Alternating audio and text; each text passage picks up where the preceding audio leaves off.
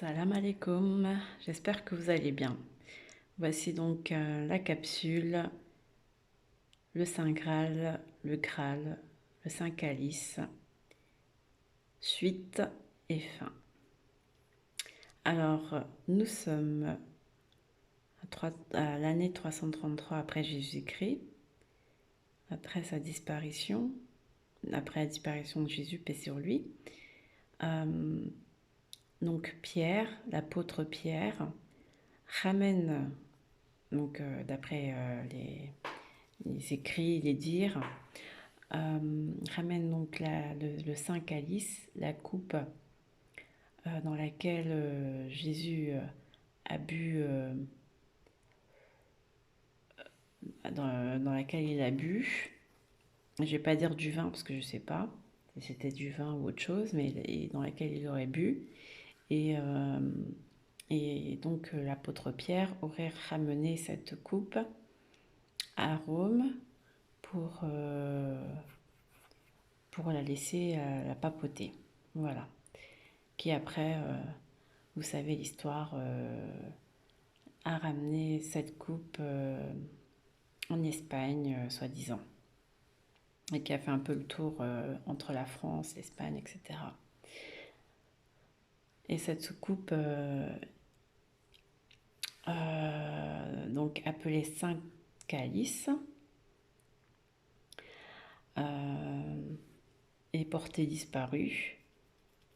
Mais il y a toujours des répliques ou des prétendues coupes originales, notamment une à Valence en Espagne, dans la cathédrale de Valence. Mais Allah alem, Allah c'est le mieux, on ne sait pas si c'est la vraie coupe dans laquelle Jésus, paix sur lui, aurait bu. Donc voilà pour la Sainte Calice et je vous invite à regarder ma dernière vidéo sur la capsule Le Graal Saint Calice. Pour mieux comprendre, il y a eu un reportage de fait de la part d'Arte assez bien fait.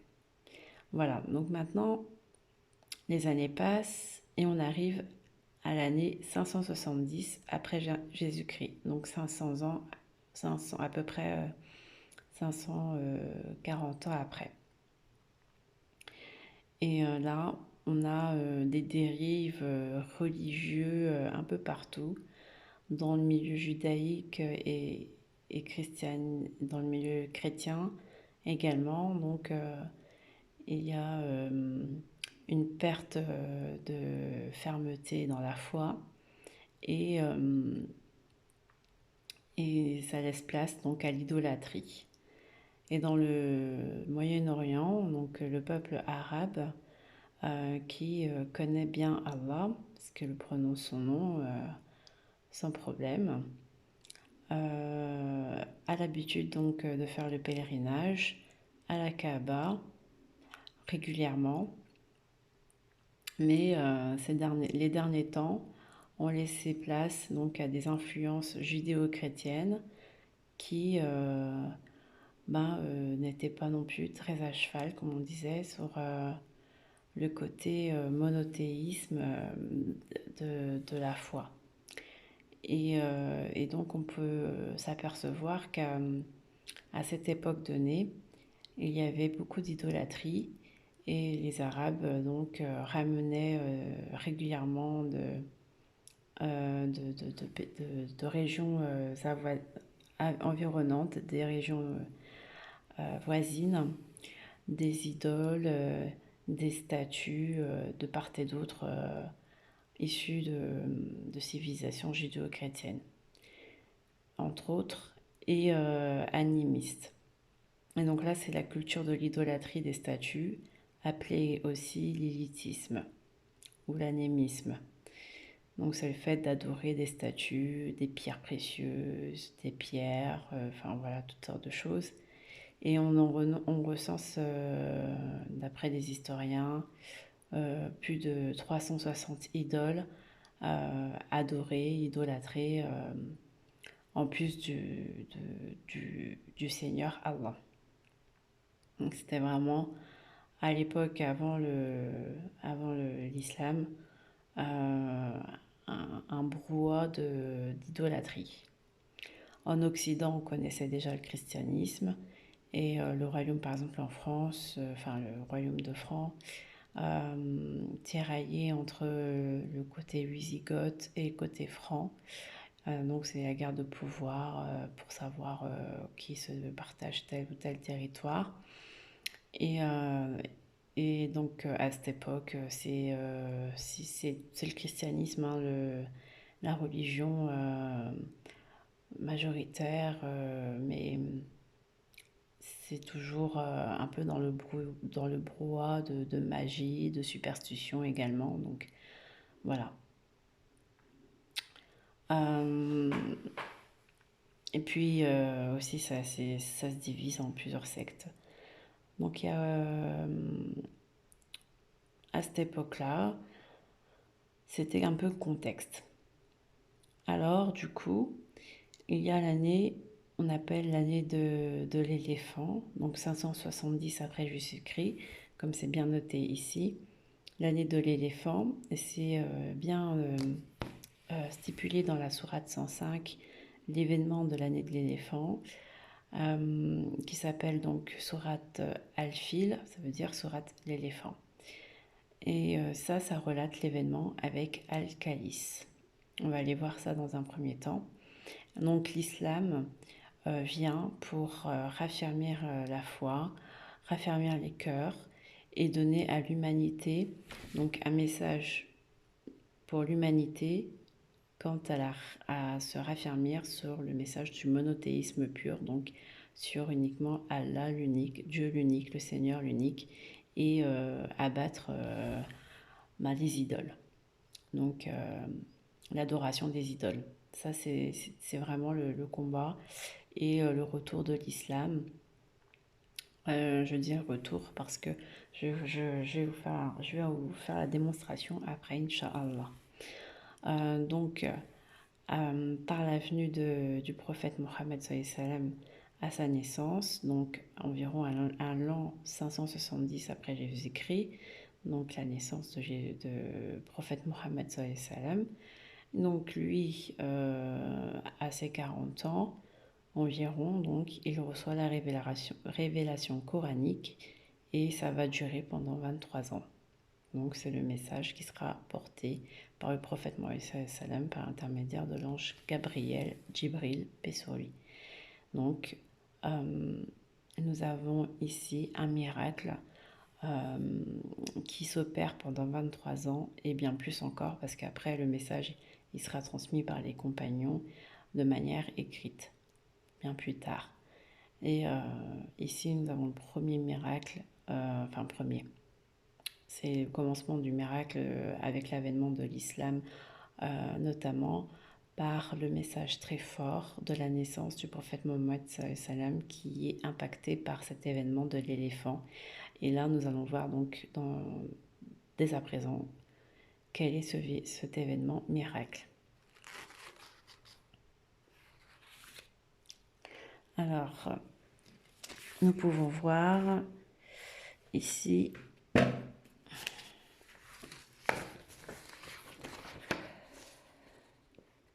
Al-Khalis, c'était le lieu de pèlerinage chrétien au Yémen, à Sanaa. Ça, c'est une photo actuelle du 21e siècle, donc c'est très récent. On voit, c'est des ruines, c'est complètement démoli, il n'y a plus rien. Il y a des voitures qui sont stationnées juste à côté, il n'y a plus de vie, le pèlerinage n'existe plus et l'église complètement détruite. Et pourtant, le roi Abraham, qui a construit cette église, donc cette église qui est ici a disparu. Donc on a quoi? On a l'église Al-Khalis Sana était une église miaphysite construite entre 527 et la fin des années 560 dans la ville de Sanaa. Les somptueuses décorations de l'église en faisaient un lieu de pèlerinage important, la plaçant en concurrence avec la Kaaba de la Mecque. Et donc le roi Abraha, enfin le roi, le gouvernant plutôt, Abraha, donc furieux de voir le succès de la Kaaba alors que son église chrétienne était aussi pleine de succès, mais pas plus que la Kaaba. Mais pourtant, il n'y avait pas encore l'islam. Hein. Et pourtant, il n'y avait pas encore l'islam. Donc, la Kaaba était un lieu de pèlerinage déjà très prisé. Vous allez me dire, c'est étonnant. Ouais, c'est étonnant. Parce qu'un lieu, c'était un lieu d'idolâtrie. Alors voilà, là c'est Mecca, la Kaaba, Arabie Saoudite. C'est une photo de la Kaaba en 2012. Donc pour ceux qui connaissent, voilà. Et donc la Kaaba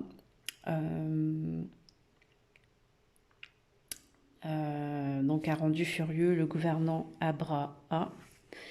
Il a décidé de faire une expédition à la Mecque afin de détruire la Kaaba. Donc la Kaaba, c'est ça. Voilà. Donc là, on raconte vite l'histoire. Les gens de l'éléphant. Et on a la sourate 105,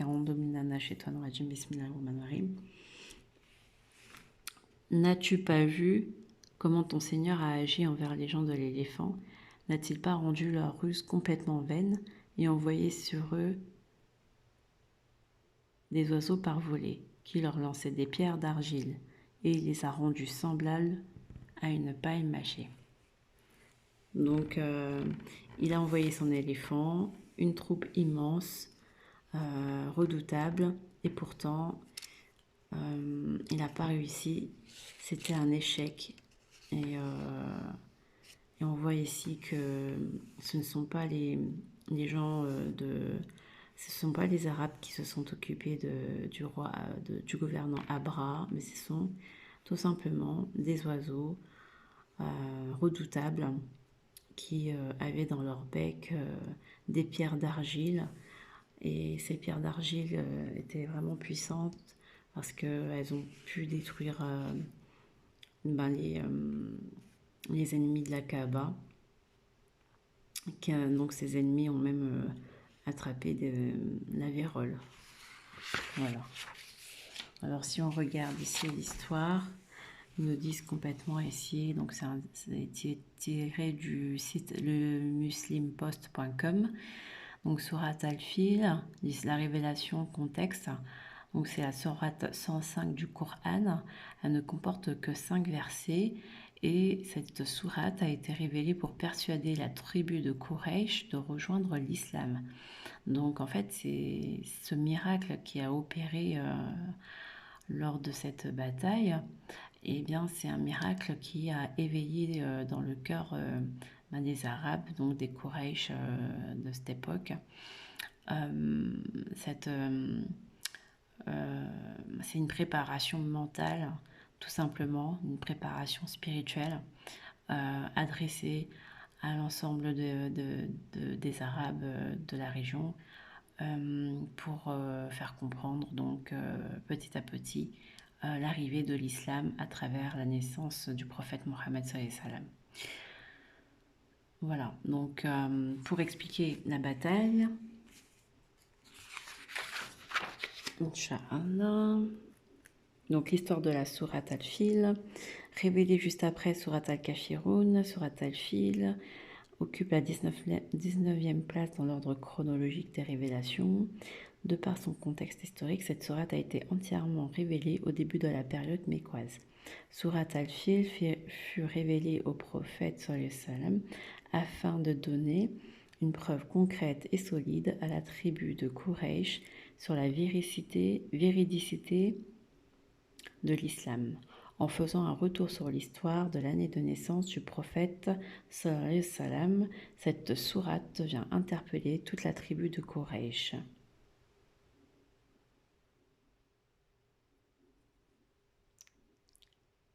Alors, qui étaient les gens de l'éléphant et quelle est leur histoire? Bon, on va voir ça. Donc les gens de l'éléphant mentionnés dans le premier verset de la sourate désignent Abraha, le vice-roi abyssin du Yémen, ainsi que son armée. En effet, à l'époque pré-islamique, donc avant la révélation coranique portée par le prophète Mohammed sallam, donc à sa naissance, et bien avant, Abraha était très en colère à l'idée que les Arabes allaient au pèlerinage à la Mecque au lieu d'embrasser le christianisme. Il fit construire de grandes églises que les Arabes ont refusé d'y entrer. Scandalisé, Abraha décida en l'an 570-571 après Jésus-Christ de détruire la Kaaba. En dirigeant 60 000 troupes et 9 éléphants, Abraha se mit en route pour la Mecque. Sur place, l'éléphant fut intentionnellement enragé pour foncer sur la Kaaba et la détruire. À la surprise des présents, ce dernier refusa et s'agenouilla face à la Kaaba. Donc il parle de 9 éléphants, mais des fois c'est marqué les gens de l'éléphant avec éléphant singulier. Donc on ne sait pas s'il y en a eu 9 ou s'il n'y en a eu qu'un seul. Mais en tout cas, ce qu'on sait, c'est que l'éléphant n'a pas voulu casser la Kaaba, il s'est agenouillé, donc il a tout simplement répondu à l'appel de son maître, le Seigneur Allah, et qui a obéi aux ordres d'Allah tout simplement. Mohammed ibn Ishaq raconte que Abdul Muttalib, le grand-père du prophète, donc le grand-père du prophète était issu de la tribu de Quraysh, sallallahu alayhi wa sallam, ordonna aux Qurayshites, donc il a tout simplement, donc comme c'était le chef des Quraysh, donc il a ordonné aux Qurayshites de s'éloigner de la cité et de se réfugier avec leur famille dans les montagnes en hauteur afin d'échapper au massacre d'Abraha. Il se dirigea ensuite à la Kaaba pour implorer Allah de les secourir et protéger leur maison, quand bien même il existait à cette époque 360 idoles autour de la Kaaba. Abd al-Muttalib n'avait supplié qu'Allah l'unique. Ô Dieu, un homme protège sa maison, donc protège ta maison, ne permets pas à leur incursion ainsi qu'à leur ruse de triompher de ta ruse demain. Donc là, on voit bien que le grand-père de prophète Mohammed sallam, lui, même s'il y avait l'existence à cette époque de 360 idoles, lui, il n'a imploré que Allah l'unique, en disant à Allah de protéger la maison, sa maison sacrée, donc la Kaaba, et de protéger aussi les Quraysh face à l'oppresseur. Et donc, ainsi, Dieu envoya une armée d'oiseaux à Babyle qui portaient donc chacun 3 pierres en terre cuite, survolèrent et lapidèrent toute l'armée d'Abraham. Chaque personne touchée par les pierres se décomposait de suite. Abraham n'a pas échappé à ce châtiment. Sa chair tomba en morceaux. Devant ce chaos, toute l'armée se retira pour regagner le Yémen. Et le tribut de Quraysh avait été marqué par cet événement, un événement que les Arabes ont rattaché à l'année de l'éléphant, Al-Fil. Au cours de la même année, le saint prophète sallallahu alayhi wa sallam était né. Selon les savants, l'histoire de l'éléphant s'était passée durant le Muharram. Le comportement de la tribu de Quraysh, les Arabes ainsi que la tribu de Quraysh ont reconnu que la Kaaba était protégée par la force et la volonté d'Allah, le seul et l'unique, qui a été implorée par les chefs Qurayshites. Suite à cet événement, ces derniers ont fini par croire en l'existence d'Allah et en sa grandeur. Surat Al-Fil ne contient que 5 versets car il n'y avait nul besoin de retourner sur les détails de son histoire. Elle vient cependant interpeller la tribu de Quraysh pour les convaincre du message que le prophète sallallahu alayhi wa sallam allait porter. Enfin, avait porté. Voilà. Mais si on se retrace voilà, en arrière, on comprend mieux maintenant. Voilà. Donc, les bienfaits de cette sourate. Ici. Non. Donc là, maintenant, on part avec la sourate Quraysh parce que la sourate 105, Al-Fil, et en fait, elle se suit avec la sourate Quraysh 106. Donc Quraysh, vous avez vu, c'est le grand-père de prophète Mohammed sallam et sa tribu. Donc Quraysh, ça signifie littéralement les Qurayshites, est le nom traditionnellement donné à la 106 sourate du Coran, complémentaire à la sourate l'éléphant. Donc sourate Quraysh, proclamée à la période mécoise, en complément à la sourate Al-Fil, on a compris. Et donc, Quraysh est une sourate qui fait état de la véracité de la religion musulmane. Elle est en effet révélatrice de nombreuses bénédictions qu'Allah accorde à tout le peuple dès son origine. Donc, la préservation de la faim et de la peur fait partie des bienfaits qu'Allah promet à tout peuple en dépit de la mécréance et de l'idolâtrie de celui-ci, en signe de sa générosité et de sa bonté. Donc, ce qui est bien avec cette sourate, c'est qu'elle a été révélée au peuple de Quraysh afin de rappeler les faveurs qu'Allah leur a accordées et pour lesquels ils devront lui être reconnaissants.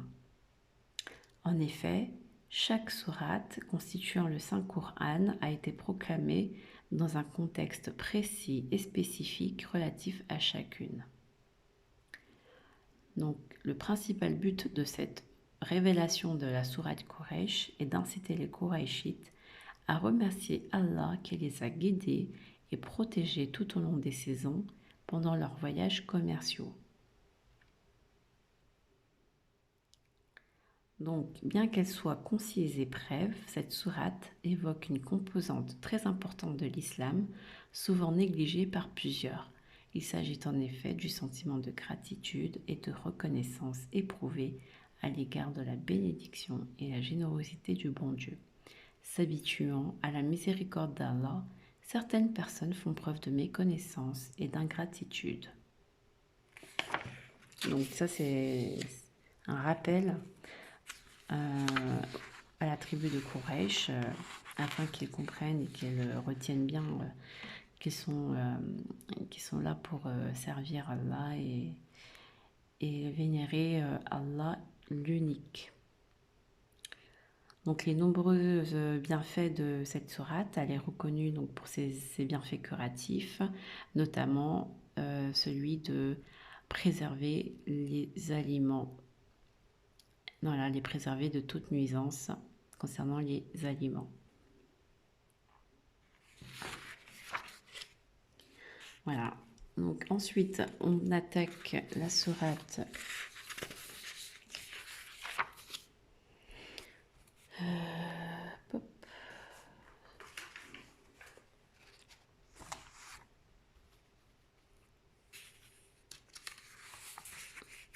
donc la sourate 107.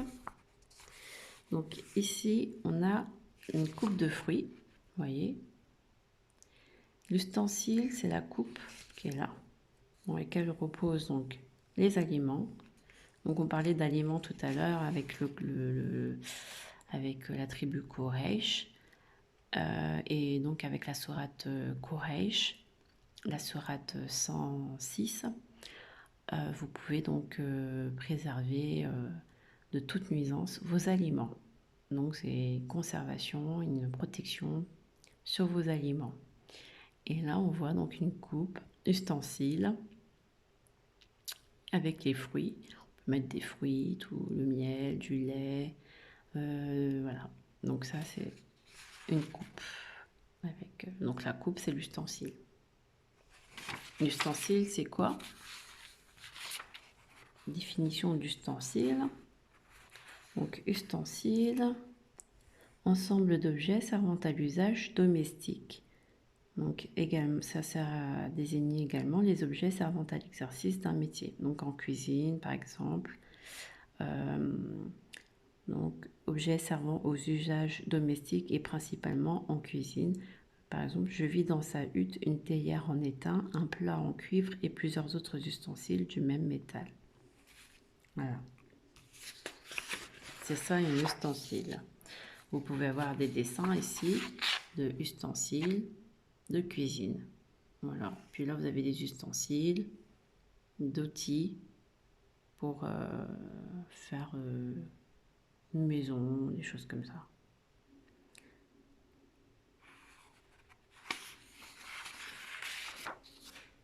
Alors pourquoi on parle d'ustensiles? Parce que la sourate d'après, c'est la sourate Ma'un, donc qui veut dire sourate l'ustensile. Et c'est la 107e sourate du Coran, désignée ainsi à cause du mot al-Ma'un qui apparaît au dernier verset. Et donc en effet, Ma'un signifie dans cette sourate l'entraide et la gentillesse que les musulmans devraient témoigner entre eux. Selon l'ordre chronologique des révélations, Ma'un occupe la 17e place, juste après Al-Takafur. Donc ici, voilà, donc sourate Ma'un, c'est tout simplement alors décrit les hypocrites qui s'étaient convertis en apparence à la religion de l'islam, des faux croyants qui prient en public mais refusent de venir en aide aux nécessiteux. Donc ça, la sourate Ma'un vient mettre en menace, en fait, en avertissement, les faux croyants, les hypocrites qui font semblant de prier en public devant tout le monde, mais au fond d'eux, ils sont pas du tout prêts à prêter leurs ustensiles de cuisine ou ustensiles, leurs outils. Ils sont pas prêts du tout à être gentils, à faire preuve de service envers les musulmans. Donc ça, c'est pas bien du tout et c'est pas c'est pas recommandé. D'ailleurs, ah ouais, depuis tout à l'heure, je vous ai pas lu du tout les sourates. Je suis désolée, en dominant de la shaitan rajim, bismillahirrahmanirrahim. Donc pour Quraysh, à cause du pacte des Quraysh, de leur pacte concernant les voyages d'hiver et d'été, qu'ils adorent donc le Seigneur de cette maison, la Kaaba, qui les a nourris contre la faim et rassurés de la crainte. Donc maintenant, Surat al-Ma'un, vois-tu celui qui traite de mensonge la rétribution, donc le jour des comptes, ou le jour du jugement? C'est bien lui qui repousse l'orphelin et qui n'encourage point à nourrir le pauvre. Malheur donc à ceux qui prient tout en négligeant la prière, qui sont pleins d'ostentation et qui refusent l'ustensile à celui qui en a besoin. Voilà. Et ensuite, on a l'explication. Donc, ici, ça parle, ainsi Allah s'adresse à tous les croyants pour mettre en lumière la notion de véritable foi, Iman, qui se traduit par les bonnes actions et la bienveillance envers autrui. En effet, la totalité de la sourate représente un avertissement, une description du terrible sort qu'attend les incrédules le jour de la résurrection. Parallèlement, Allah a voulu, à travers cette sourate, faire connaître que toute bonne œuvre déguisée, non accompagnée de foi et de croyance, sera inaccomplie. Deux types de personnes sont décrits dans cette sourate, notamment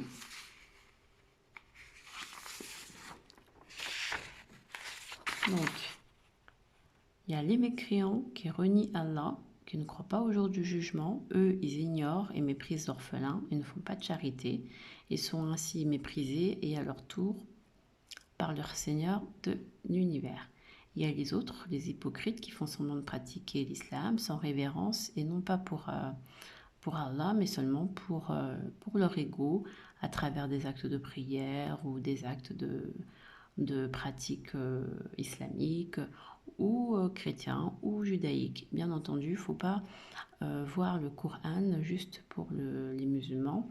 Ça, c'est une grosse erreur parce qu'en fait, le message coranique s'adresse à l'ensemble de l'humanité et nous, quand nous lisons en fait le Coran, on croit que ça ne parlait qu'aux musulmans ou non.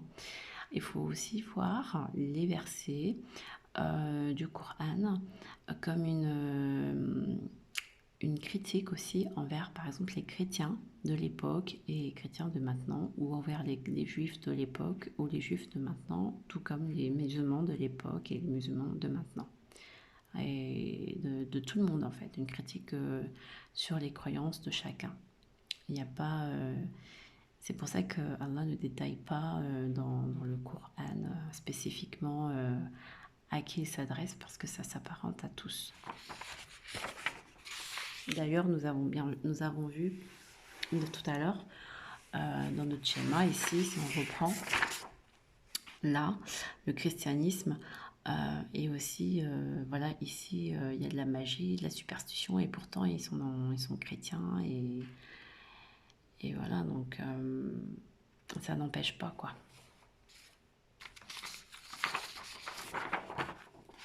Ça,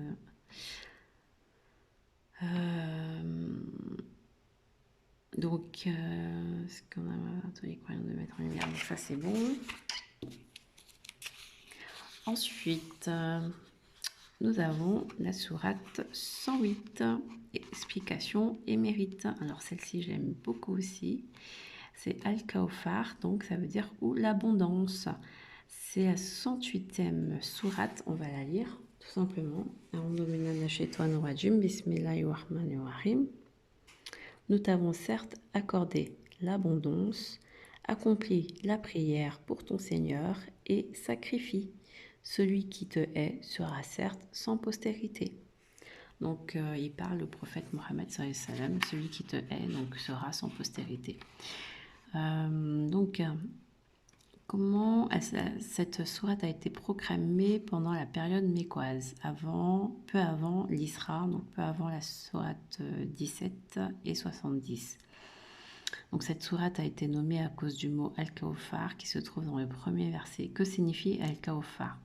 Ce terme spécifiquement coranique signifie le sens de provision de biens en cette vie et dans l'autre.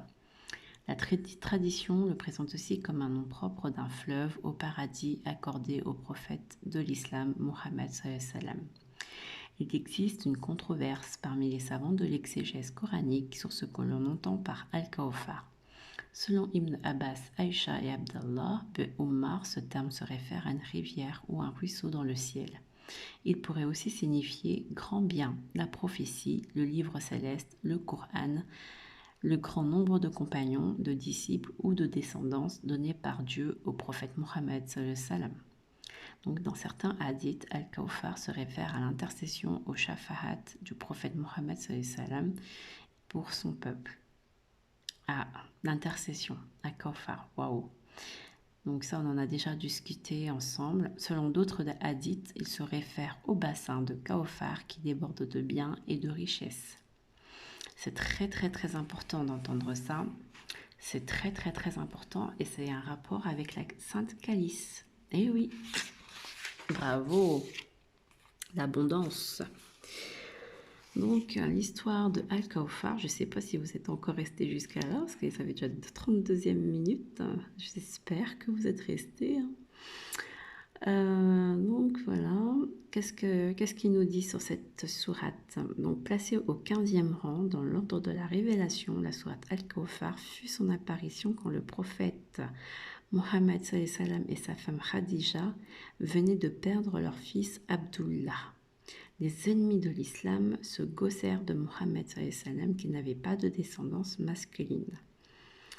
Et Yazid ibn Rahman narre cette anecdote. Lorsque l'on évoquait le nom de messager de Dieu, donc de Mohammed sallallahu alayhi wa sallam, Al-As ibn Wali as-Sahmi s'écriait « Laissez-le, c'est un homme dépourvu de postérité. Donc, quand il mourra, personne ne perpétuera son nom et vous en serez débarrassés. » Ce fut donc dans des circonstances qu'Allah fit descendre sourate Al-Kawthar. En gros, ça veut dire que il y a quelqu'un qui a dit laissez-le tranquille, laissez le prophète Mohammed sallallahu alayhi wa sallam tranquille, de toute façon il n'a pas d'enfant mâle, il n'a pas de garçon, et donc on l'oubliera très vite aux oubliettes bientôt. Donc oui, il a dit ça. Mais Allah a fait descendre la sourate Al-Kawthar qui dit celui qui te hait sera donc sans postérité. Et que c'est lui qu'on oubliera.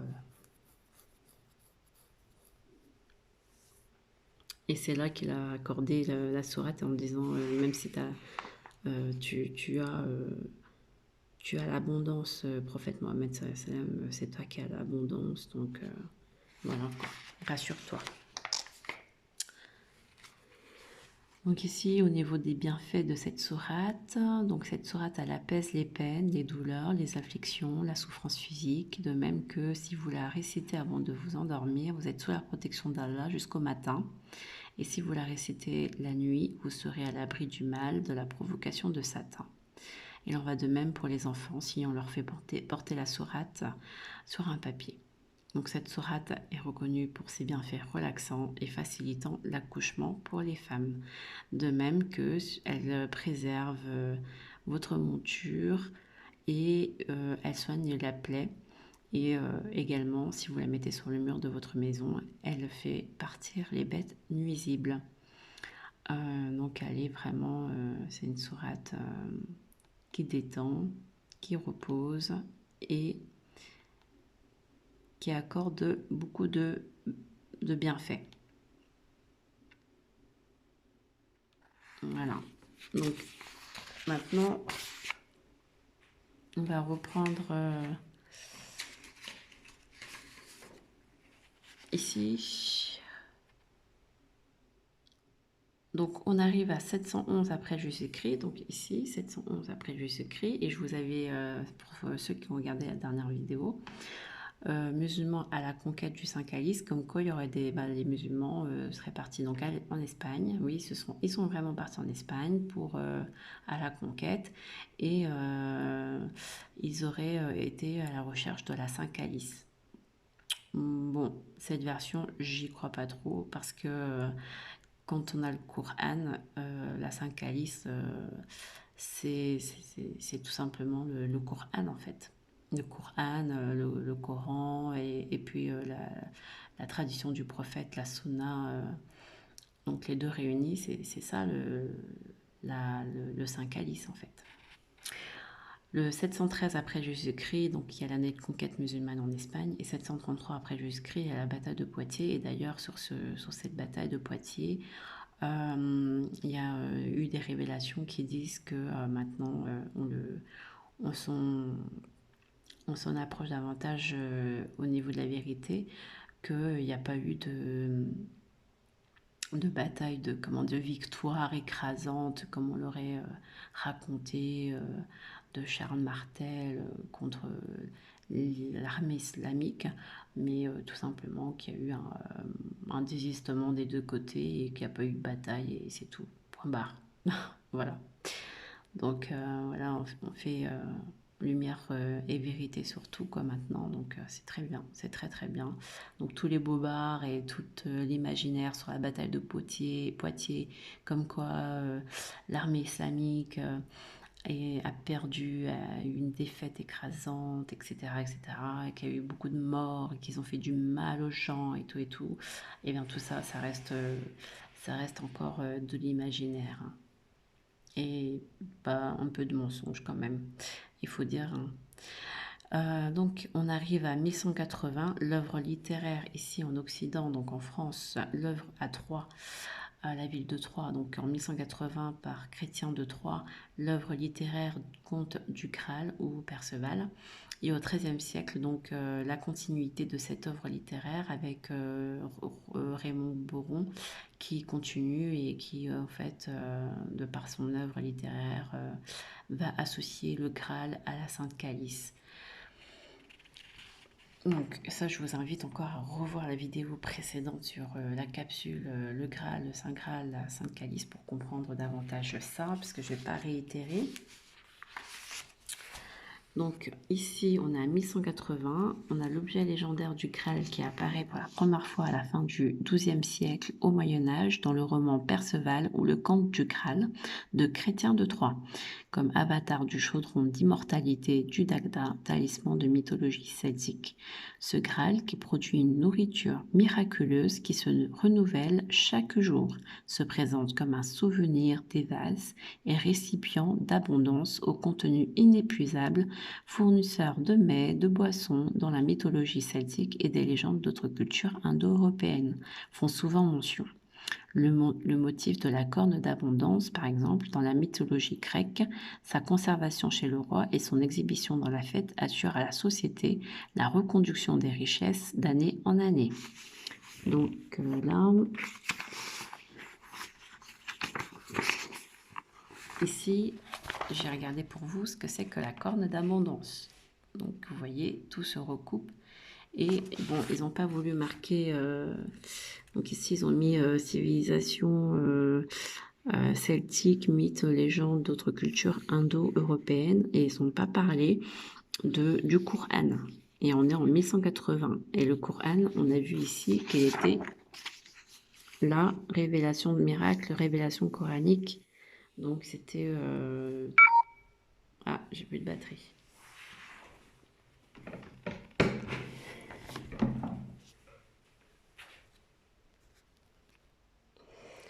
Donc c'était à 570 après Jésus-Christ, donc c'est l'année de l'éléphant. Et ensuite, donc 40 ans après, on a le miracle de la révélation coranique.